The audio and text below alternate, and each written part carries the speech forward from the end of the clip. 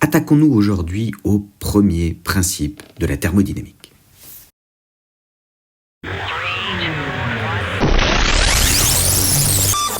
Le premier principe est l'une des pierres angulaires de la thermodynamique. Il énonce en fait le principe de conservation de l'énergie. On ne peut pas créer d'énergie, juste la transférer d'un système vers un autre par différents biais. Il s'énonce en 3 points. Premièrement, pour tout système thermodynamique sigma, on peut définir une énergie interne U. Cette énergie interne U est une fonction d'état.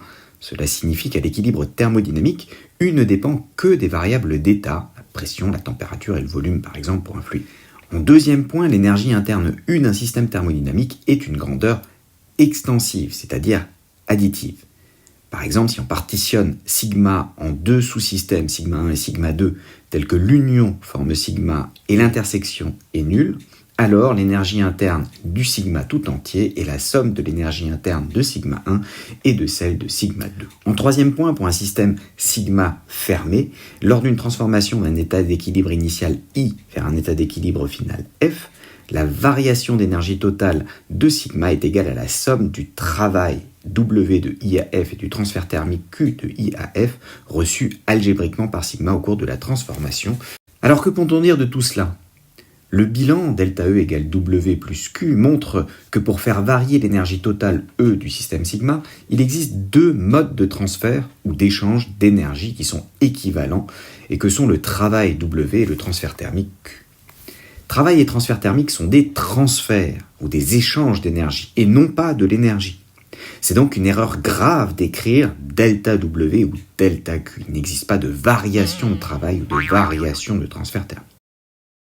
Le travail est un transfert d'énergie qui a une cause à l'échelle macroscopique liée au mouvement d'ensemble des particules, alors que le transfert thermique, lui, est lié au mouvement microscopique aléatoire des particules. Comment se simplifie l'expression du premier principe lorsque l'on considère un système macroscopiquement au repos sans variation notable d'énergie potentielle extérieure ?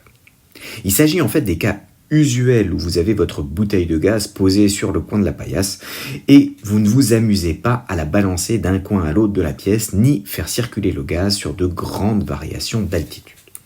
Dans ce cas, comme l'énergie macroscopique s'écrit comme la somme de l'énergie cinétique du centre de masse et de l'ensemble des énergies potentielles dues aux forces externes du système, on a que la variation d'énergie macroscopique est égale à la variation du ce 1/2 de mvg carré plus la variation des énergies potentielles extérieures. La variation d'énergie cinétique du centre de masse est nulle, puisque le système ne bouge pas, et la variation des énergies potentielles extérieures est négligeable par hypothèse. Il faudra juste faire attention si jamais un jour cette approximation ne tient plus.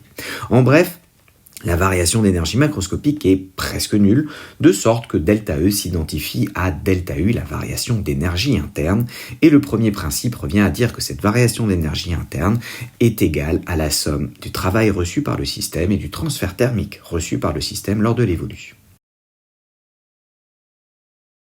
À noter qu'on utilise la convention dite du banquier concernant le travail et le transfert thermique, car ce sont à chaque fois les transferts d'énergie reçus par le système qui sont comptés. Ainsi, si le travail est positif, le système sigma aura effectivement reçu de l'énergie sous forme de travail mécanique lors de l'évolution, alors que si, par exemple, le transfert thermique est négatif, cela signifie que le système aura effectivement donné de l'énergie à l'extérieur sous forme de transfert thermique.